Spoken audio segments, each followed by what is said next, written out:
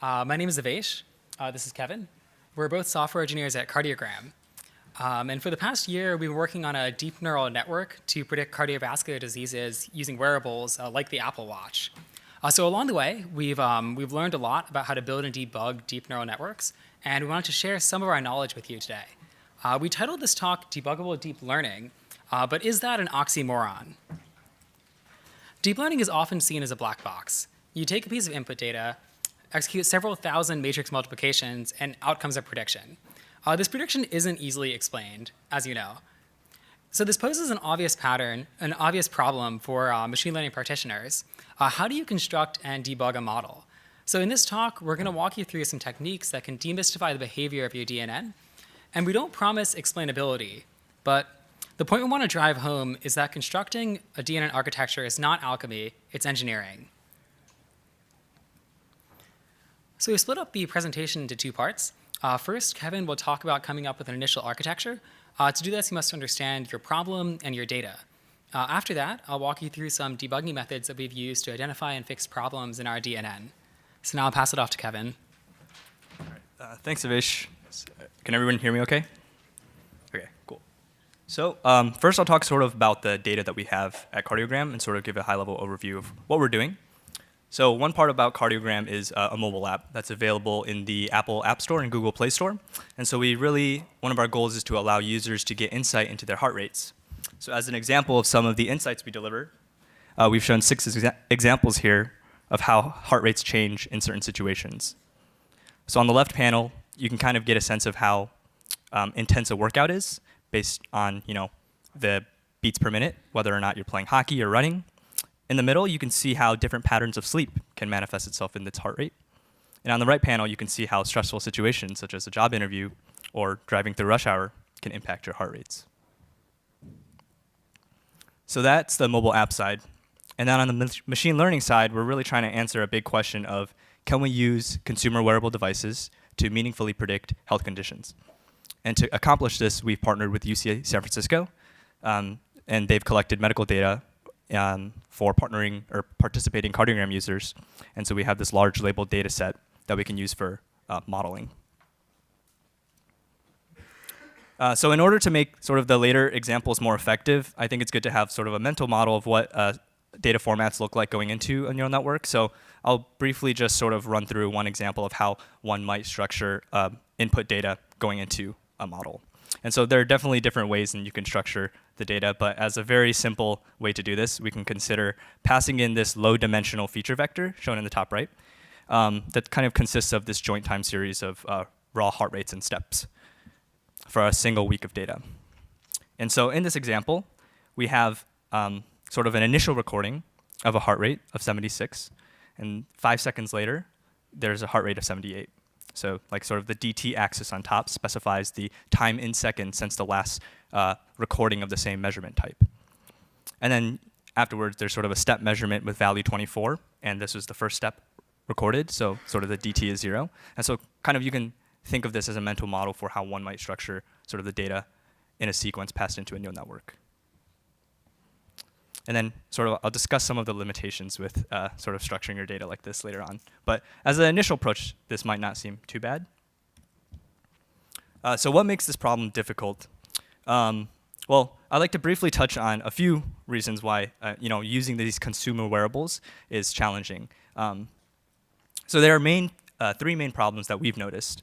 The first is that the data is highly irregular in terms of its sampling frequency. So if we consider the heart rate time series for a particular user, it's not very clean.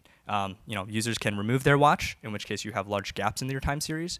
They can turn on continuous workout mode, in which case the density of the data is much higher during that period of time. And sometimes the Apple Watch doesn't pick up readings. And so if you sort of think of it on an aggregate level, there's a lot of irregularity in this time series. The second is the data is generally low dimensional, so we really are fed in heart rates and steps only. And so if we sort of think about the raw time series itself, it's quite difficult to think of, it's just very low dimensional. And then the third problem is that these sequences can be arbitrarily long. So if we consider, for example, using an entire year's worth of data for a particular user, that's going to be an extremely long sequence. And we can also consider like using only a fixed hour of a user's data. So this sort of means that it's sort of a very difficult segmentation problem in order to figure out what sort of time horizon of the data is like important for sort of capturing like these health conditions. So I'll briefly talk about sort of building up the architecture first, and then Avesh will sort of talk more later about like the debugging techniques. So this looks a little bit complicated right now, but I'll sort of walk through it step by step. So at the bottom layer is sort of the inputs into the neural network. So this is sort of, if you thought about the mental model, it's sort of this time series of, you have your steps, your heart rates, your time since your last observation, and these are like fed upwards into these convolutional layers. And so if you guys are familiar with convolutional neural networks, they've been sort of very highly successful in computer vision. And so one of the intuitions is that these convolutional neurons have the property where like they can detect feature presence, such as like a sharp edge. And that's like useful for predicting, say, like a table. And like it doesn't exactly matter where like the sharp edge lies. It just matters that there exists a sharp edge. And so borrowing from this intuition, we might say that if we scan 1D convolutional layers over our input data, you can sort of pick up these local or repetitive features in heart rates. So there might be spikes or other anomalous behavior that can be detected through passing over these like convolutional layers over fixed sections of your heart rates.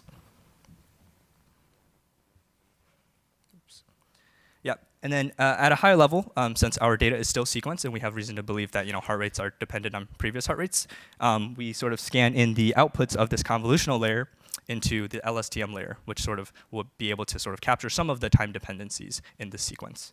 And so we can experimentally vary like the number of like layers that we choose to do, but at the end of this entire process is sort of a fully connected layer of a neural network that sort of outputs 5 outputs, which correspond to prediction scores for the 5 sort of health conditions that we're interested in, these being sleep apnea, atrial fibrillation, diabetes, high cholesterol, high blood pressure. So kind of going back into some of the issues I talked about, I mentioned that there were sort of problems with irregular sampling. There was a low-dimensional feature vector, and also, there's a question of segmentation. How do we choose the right time horizon in order to like sort of not take all their data, but also find like some meaningful segment that's able to like that's predictive of some condition. And so we came up with a way to address some of these issues. And so if you look here, instead of sort of feeding in sort of this long, like this initial time series that I had mentioned, you can think about sort of expanding this this feature vector into sort of hourly windows. And within each hourly window, you can sort of manually express certain characteristics of the data. So in this example, so you can sort of think about taking a user's time series and slicing them into different hours. And then within each hour, you have some like variable number of observations. And you can add in additional background information, such as what time of day is this particular hour? What's the day of week? Is it nighttime? Because nighttime heart rates will differ from daytime heart rates, and the discrepancy between the two can be indicative of things like sleep apnea. And then you can also express other information, whether or not they have elevated heart rate, what's their mean heart rate during this hour, and then how many steps did they take. So ultimately, we're trying to build up some sort of representation for what we think are like meaningful indicators of that the neural network will be able to use to sort of pattern match. And so while this sort of reduces the granularity of the data, it's no longer sort of individual observations. We think that overall the variance is reduced because you have, and this solves a lot of like the major issues. So if you think about taking a week's worth of data, now we have hours, right? So the sequence length is at most 168, corresponding to the 168 hours of the week. You have sort of a much more full representation that the neural network can use at the input level. And then also, your sampling frequency is like sort of fixed. So each time step corresponds to an hour. It's no longer like, there's no longer a need to be like, oh, this is like a DT of this from the last observation. So does that make sense? Okay. Yeah, so I've kind of overviewed some of the context surrounding the problem and sort of built up some intuition. So I want to discuss maybe some basic things you can do to debug, just initial sanity checks if you're sort of building a, initially building a neural network. So these might be pretty straightforward if you've worked with deep learning before, but sort of 4 criteria that can provide some early diagnostics for problems are to start with a simple 1-layer DNN, DNN being deep neural network, in case we didn't specify what that meant earlier. And so one of the advantages of this is that you don't have to worry about the incremental benefits of adding another layer or varying too many things. And it can give you a general sense of how adequate is your model across some space of hyperparameters. So you can kind of generally gauge what your accuracy is going to be. And it's also just a milestone because you can sort of, your model finally trains and is able to ingest the data properly. The second is to try to overfit on a tiny version of the data set. I think sometimes it's very easy to get excited and want to fit on the entire data set and try to work from there. But I think one of the advantages of trying to overfit a tiny data set is that the failure to do so can be indicative of potential model inadequacies or any kind of data problems, and it just speeds up the iteration time. And so the third and fourth example, I'll sort of go over with an example, and that's to sort of plot sort of the loss curves and the gradient norms together. And this can sort of help you sort of diagnose what can be potential problems. So I'll sort of go through a toy example. This is taken from one of the courses at Stanford, Deep Learning for Natural Language Processing, but I think it's captures one of the ways in which you can sort of use intuition about your loss curves and gradient norms, as well as your specific architecture choices to inform what changes you might need to make. So very vaguely, let's say you're training a recurrent neural network, it's the RNN, based on some sequence of data, and you want to make some prediction. So on the top is a hypothetical loss curve. So on the y-axis is the loss, whatever measure that you decide to use. And then the x-axis is the mini batch for a particular epoch that you're training on. And so something that you might notice is that initially the loss starts off at 14.5 and then quickly drops to 12.5 where it sort of stabilizes and it doesn't sort of decrease any further over that first epoch. And so this is sort of some indication that the network is not learning after a while. And one thing that you can do is plot the gradient norms. And so looking at this example, you can kind of see that the gradients are quickly dropping towards 0, right, throughout the course of the first training epoch. And because the neural network during the process of backpropagation, when the neural network is updating its weights, it's going to receive updates proportional to the gradients. And so when the gradients are very close to 0, it just sort of stops up. It doesn't update its weights as much. So this might mean that it's not learning as much. So at this point, you can think about how your architecture choice might have related to this. So turns out in this particular example, because we used an RNN, which uses sort of RNN cells, those are more susceptible to the problem of vanishing gradients that can occur with sort of longer sequences. And sort of this can be sort of mitigated by using a different type of cell, so an LSTM cell. And those have mechanisms in place that sort of mitigate this problem a bit. And so as a general first step in debugging, I think it's good to sort of look through both of these curves simultaneously to try to get a sense of how these might relate to the architectural choices that you use and what might be things that you can consider moving. And so with that, I'll turn it over to Avesh, who will talk about some other techniques. Awesome. Thank you, Kevin. All right, so as a first step in evaluating a model architecture, we often train a DNN to predict a synthetic task. Here it's a synthetic task that uses the heart rate and the step count data. This task is a deterministic function to the input data. So let me give you a concrete example. We applied this idea when coming up with an architecture to predict sleep apnea. And there's a lot of existing literature on sleep apnea screening. And from this, we constructed a feature, which is shown here. It's the standard deviation of daytime heart rate minus the standard deviation of nighttime heart rate. And then we trained a DNN to predict this feature. So in order for your deep neural network to generate this with low mean absolute error, it needs at least these 2 properties. Number one, it has to be able to distinguish day from night. So it has to have some notion of time. And number two, it must be capable of remembering data from several days in the past. So both of these are prerequisites to predicting sleep apnea. So one of our first steps in experimenting with the new architecture is to check if it passes this test, if it can generate this synthetic output. And in fact, internally, we actually call this a DNN unit test. So in the past, we've also used synthetic tasks like this in a form of semi-supervised learning. So you construct synthetic labels from your unlabeled data, and then you train the neural network on these labels, and you use the resulting learned weights as the initial values in supervised training.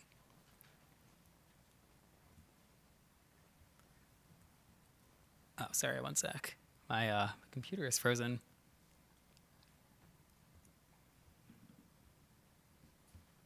You want to grab yours just in case? Yeah. Oh, no, I think we're back now. OK, cool.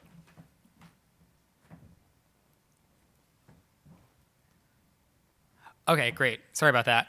The next technique I want to talk about is visualizing the activations of a layer in the DNN. So when I talk to a non-technical audience about Cardiogram, I'll sometimes use this slide. It's some 90s era clip art depicting the World Wide Web, or maybe it's a spider web. Who knows? For this analysis, we need a more deeper understanding of the model that can be given with this kind of abstract diagram. So this is a bit better. This is the diagram that Kevin showed before, showing the architecture of our DNN. And let's actually examine the outputs of one of the convolutional layers. There are 3 layers, and we're going to be taking a look at the output of the last of those 3 layers. So before we do that, let's understand a single neuron of this layer. In this diagram is a convolutional neuron with width 4. So as you might know, it applies a transformation to its input by multiplying by a vector of learned weights W, and then adding a bias term B. Then it passes this through a nonlinearity F. Here we're using a ReLU, and out comes H, the hidden output of this neuron. So we're going to be visualizing this output. And remember from Kevin's diagram of the DNN architecture, we actually obtain an output from this convolutional layer at every time step, as it applies the convolution with stride 1. And we have 128 such neurons in this layer. So we're going to end up with a chart like this.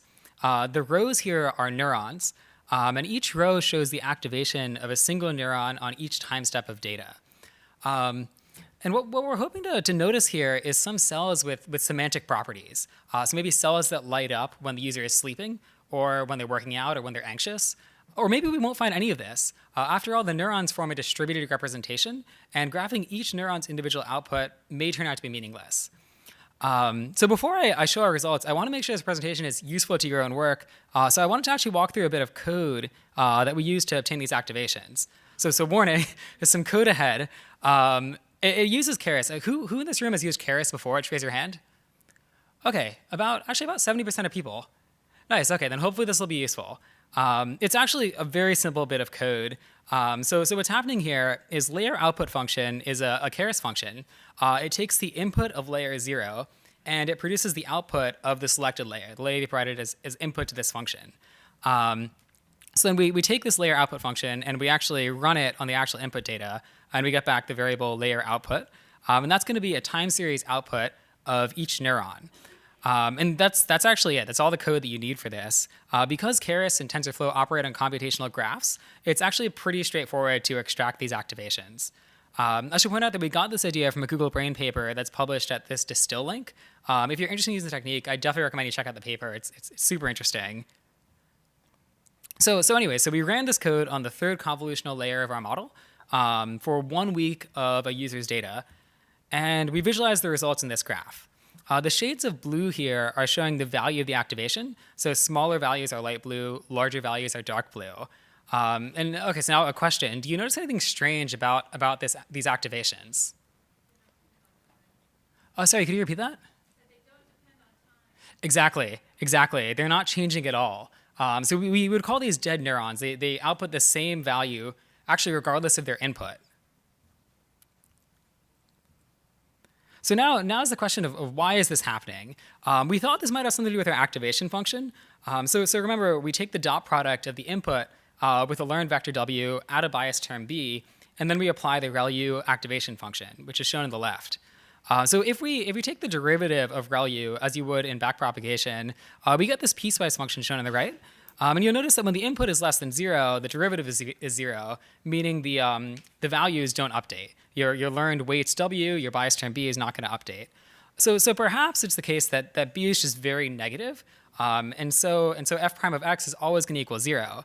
But actually, if that were the case, then every neuron in this layer would also output 0, because f of x is going to be 0. So what we think is more likely happening is that one of the earlier convolutional layers is always outputting 0. So what's happening then is that each neuron in this layer is just taking on the value of its bias term. And that's why each neuron has a different value, but over time they don't change. So at this point, if we were being really fastidious, we could double check that this is the cause of the dead neurons. We could probably use TensorBoard to visualize the gradient updates at each epoch. And then we can check when they drop to 0 and verify the learned bias terms are 0 at that point. But we were actually pretty confident this was our issue. So we skipped that step and moved on to the fix, which is actually pretty well understood and pretty simple to implement. So we make sure that the gradient always has a non-zero value by applying a leaky ReLU instead of a ReLU. So you'll see the function definition is on the left here. It again has a value of x when x is greater than 0. But when x is less than 0, it's just a small fraction of x rather than being 0.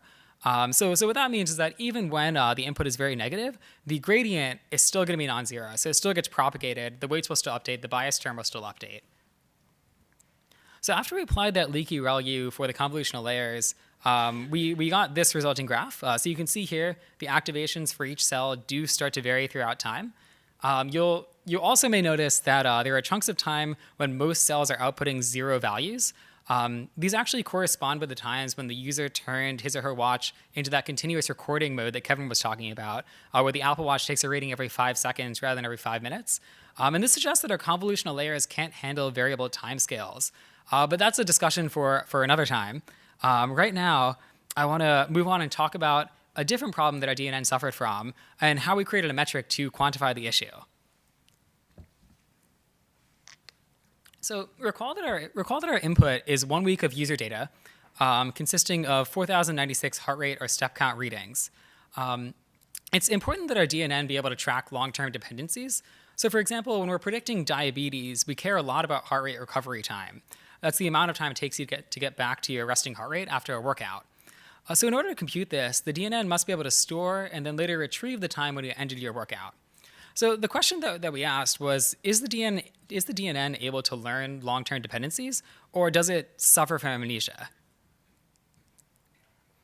And we answered this question with a gradient analysis. So let's examine the gradient of the output with respect to the input at each time step. In our architecture, a prediction is outputted every time step, and these are later aggregated into a single score. So let's just look at the very last output at time step 4095. So if the DNN has what we're calling amnesia, we would expect this inequality to be true. We expect that the first time step has only a minuscule contribution to the final output, whereas the last time step would have a huge contribution. In other words, the gradient of the output with respect to the time step 4095 should be much greater than the gradient of the output with respect to the first time step. So great. Now we need to compute these gradients. And once again, warning, there's some code ahead. This is a little bit more in depth than the previous code, but it's very understandable. It just takes a little while to go through. Because computing the gradients sounds complicated, but we can use TensorFlow to do the heavy lifting. TensorFlow has a built-in gradient function, which is, of course, used in backpropagation. So in backprop, we update our trainable parameters by taking the gradient of the loss with respect to the learned parameters. And here we use that same function to take the gradient of the output with respect to the input. So this function, it takes as input a model. It's going to output the gradients of the last time step with respect to each of the input time steps, as well as each of the input channels, because we actually have 3 channels: heart rate, step count, and delta time. And we also need to provide it with some data, because the gradient itself is only a function, and we want to end up with values. We have to execute this function on some data. So first, let's take the output at the last time step. That's time step 4095 on the line where this arrow is. And let's also only look at the first output task, which is diabetes. So as a result, output tensor here is going to be a vector of length num users. And ultimately, for this analysis, we don't actually care about the gradients for each particular user. We want to take the average gradient across all of our users. So we just take the mean value across all users to get this variable output tensor sum. This is going to be a scalar, right? It's the mean of the last output value for each user. The naming's bad here. This should be output tensor mean. So now let's figure out how the input actually affects this value. Let's take the gradient of output tensor sum with respect to the inputs. So inputs here is that 3D tensor. It has shape number of users by number of timestamps by number of input channels. So we're deriving a scalar with respect to a 3D tensor. So our result here is also going to be a 3D tensor. And once again, we want to take the average of over all users because we don't care about data for each particular user. So we take the mean here, again, across axis 0. So the result is going to be a 2D tensor, a matrix of shape num time steps by num input channels. So this is really what we want. So for example, gradient tensors of 10, 0 is the derivative of the last output with respect to the 10th input heart rate. 0 there is the 0th channel, which is heart rate. 10 is the time step. So great, we're almost there. We just convert this into a Keras function, and we execute this function on the provided data, and we return the resulting gradients. So I hope that makes sense. We'll be posting a link to the slides in the comments of the talk description after the talk. So if you want to look at this code, if you want to even run it, you can just download it there. And actually, I took some shortcuts here. I moved some boilerplate. So the full code is up at this gist. So we use this code to compute the gradients of our output with respect to each time step of our input. And we've graphed them here. So one important note is that our LSTM layers are bidirectional, meaning they receive their input in order as well as in reverse order. So for that reason, we need to plot the gradients of the output at time step 2048, the midpoint, with respect to each input time step, rather than the last time step. So on the x-axis of this graph is the time step of the input we're taking the gradient with respect to. On the y-axis is the value of the gradient. So for example, this point here, the gradient of the output at time step 2048 is what this is roughly.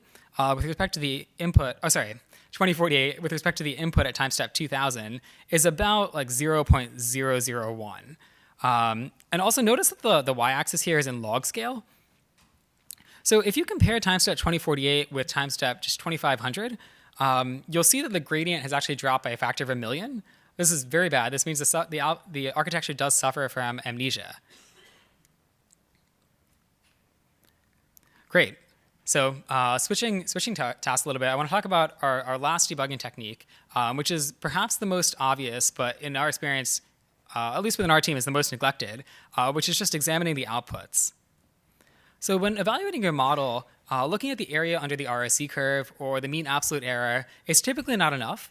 To understand what your model is doing, you need to run aggregate analysis, and you also need to look at the wins and the losses. So here's an example of an aggregate analysis that we ran on a DNN architecture. We initialized the LSTM state of our DNN with some user metadata, like their age or their sex. And we wanted to understand the extent to which our model was just regressing over this metadata, rather than actually using our input data. So we compared its predictions to a logistic regression model that was trained on this same metadata. And then we graphed the DNN predictions alongside the logistic regression predictions.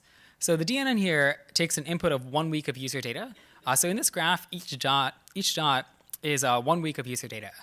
So after we graphed this, we got our answer. It looks like it's no. This graph is not particularly linear, so our DNN is not just running logistic regression. But does anyone here notice something strange about this scatter plot?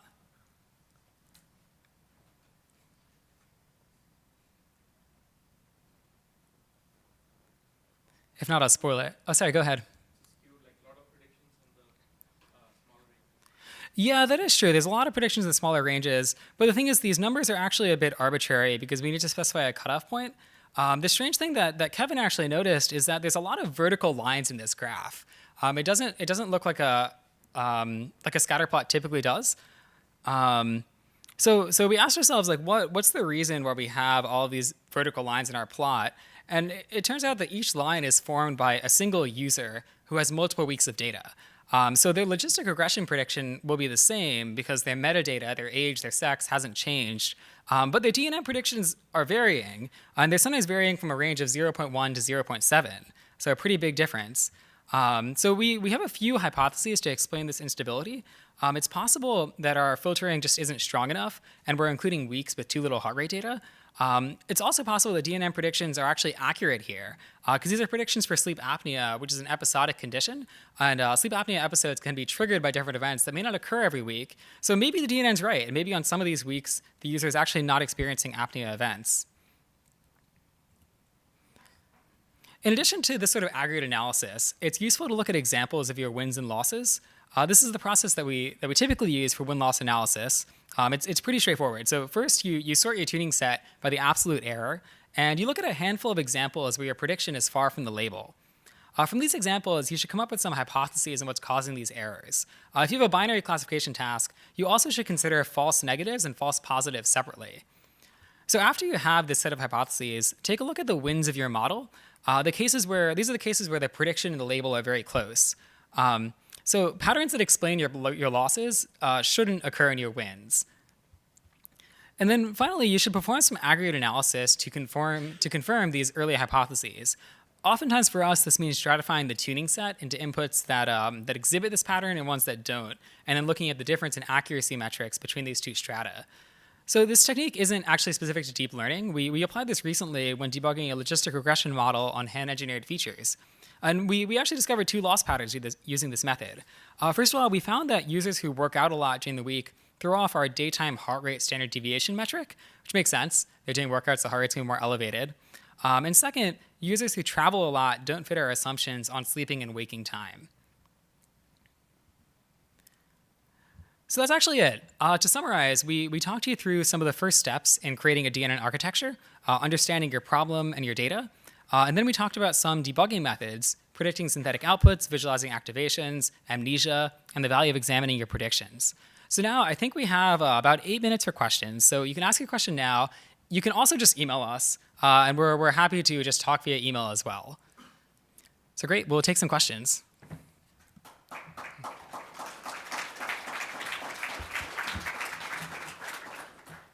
Cool, go ahead. In logistic regression, do you have any time-based features? Oh, yeah. So actually, we do not. We took the average overall periods of time. It's kind of interesting because when we're doing inference live, we only take 1 week of user data.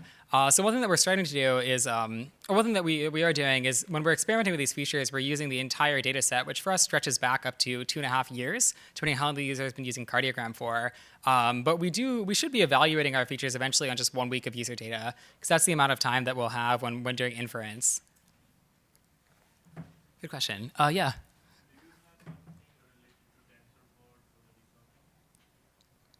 Yeah, so we've used TensorBoard in the past. More recently, we've actually been using a kind of hand-spun solution on Kibana. Kibana is like a data visualization platform. So currently we don't use TensorBoard as much, and the reason is actually that we found there's a lot of instability in our model predictions. So oftentimes we actually want to train an ensemble of models and then take their average prediction, which TensorBoard, last I checked, didn't support very well. But we do use it as a debugging technique sometimes. Oh yeah.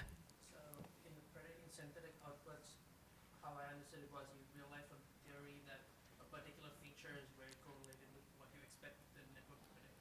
How do you check that the network is actually predicting that or not? Like, how do you verify if that is getting created?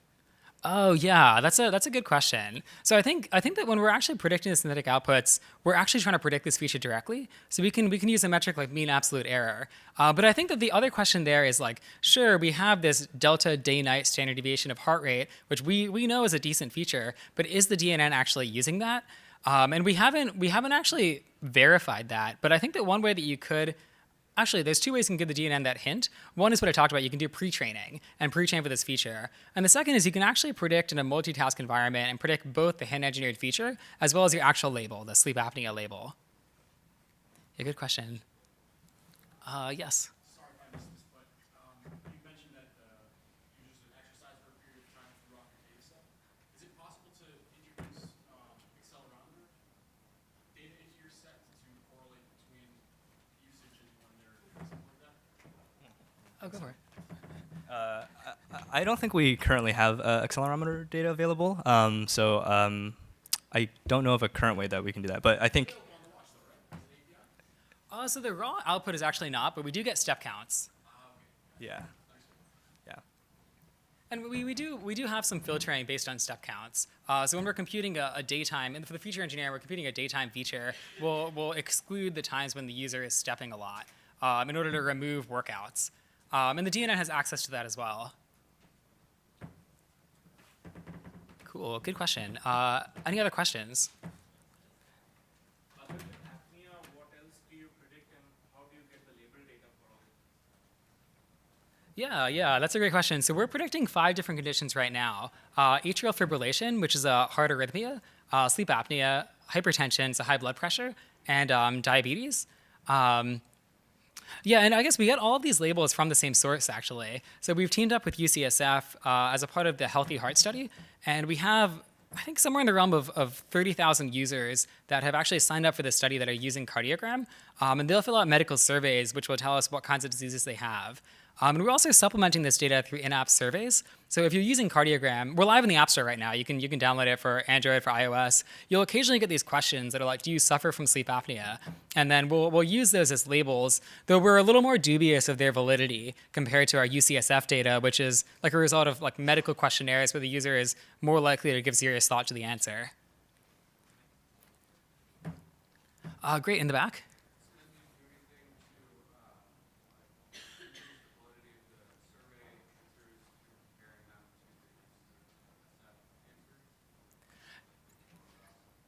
Yeah, so we actually haven't done much validation of our in-app surveys just yet, just because that's a kind of new data source to us. It's on our roadmap for this quarter though, and we have done separate validation of the UCSF data to check like what % of that data is accurate, and the accuracy for that is like very high. Go ahead. Very interested. You mentioned you use Kavana, so could you clarify a little bit? Do you just sort of print out you compute your own gradient, print them out, and ingest them as log for Kavana to visualize? Yeah, that's exactly it. So for anyone who doesn't know, Kibana is a visualization on top of Elasticsearch. So every time we're training a model at every epoch of training, as well as in the evaluation phase, we'll actually log a bunch of different metrics. So one of these is going to be the area under the ROC curve, and we'll send that out to our Elasticsearch instance. And then Kibana just visualizes this data over time. And the advantage of Kibana is that it's a very flexible data framework. So we could do things like take the minimum, mean, absolute error of the 3 different model predictions at each epoch if we wanted to. And at least as of a few months ago, TensorFlow didn't offer that kind of flexibility. Yeah. Other questions? Yes. Do you see a big performance increase in terms of accuracy switching from ReLU to ReLU? Oh, sorry, from ReLU to leaky ReLU? Oh, yeah, we did, because our model was actually not training prior to that. Just because our convolutional layers were dying, so it was just the LSTMs didn't have any inputs. Yeah. Curious to know more about your production setup. Like, do you use GPUs for deployment or training, or is it just CPU based? How much data volume do you have? How much time it takes to train and for inference? Yeah, that's a good question. So we've specifically chosen conditions that are not super time sensitive. So if we were to say go after ventricular fibrillation, which may be actually easier to detect on the Apple Watch, we need to get a response to the user within 30 minutes. They can call like an ambulance. But for the 5 conditions we've chosen, it's not as urgent. So for that reason, we don't have as high latency constraints on our inference pipeline. So right now, it's we pull 1 week of user data, and then we run it through GPUs on the Google Cloud. And we get back our predictions, which get loaded into a database, which are then serviced by the app. So our pipeline takes in the realm of 3 days to run, and the bulk of that is actually pulling the user data from our database. But that's actually okay for these conditions, because it's okay if it takes you 3 days longer to find out that you might be at high risk for sleep apnea. So that is inference time. Yeah, that's an inference time. So you take 1 week of data for inference? Even in training, we're also using 1 week of data. As a form of data augmentation, we'll take multiple weeks of the same user's data, but the unit of input is still 1 week of data. Great. Any other questions? Let me get another question. Oh, yeah, go ahead. Very interesting use case. A lot of questions coming to mind.